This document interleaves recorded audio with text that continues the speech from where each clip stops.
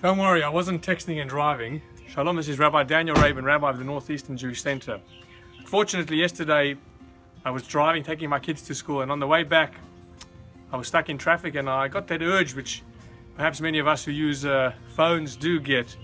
I got a text message, and quickly looking around that I was stuck in traffic, I peeked down and looked at my phone, and unfortunately I heard sirens behind me and got a very nice big fine of about $440, 4 demerit points. And of course it wasn't a very good feeling. I was quite upset at the amount of money I had to pay.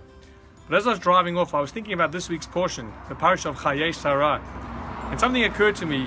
Avram, unfortunately his wife passes away, and he needs to purchase a plot for his wife Sarah to bury her. And he buys this plot of land from this guy named Ephron. And in those days he charges him 400 shekel. And apparently there was an exorbitant amount. And yet Avram doesn't get upset. He does not hurt by this huge amount of money that he has to pay. Of course he's getting a piece of property and burying his wife, but surely to such a lot of money you would have had some response.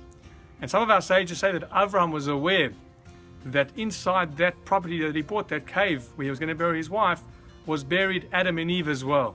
And he was so excited that he was getting this piece of land that had the first people, the first human beings buried in there. And how I relate this back to myself is that yes, this was a lot of money that I have to pay, and I did something wrong. But perhaps lying deeper in the message is that this has perhaps given me a stark warning and a message that don't touch your phone. So now I've had to pay some money, but it could have been, God forbid, I could have injured myself, injured someone else. And therefore this is a small price to pay when you look deeper at what has been prevented from this error that I've done. And therefore I guess a message I can share with you is, if you are prone to be using your phone in the car, I'm warning you now, don't touch it. You will get caught.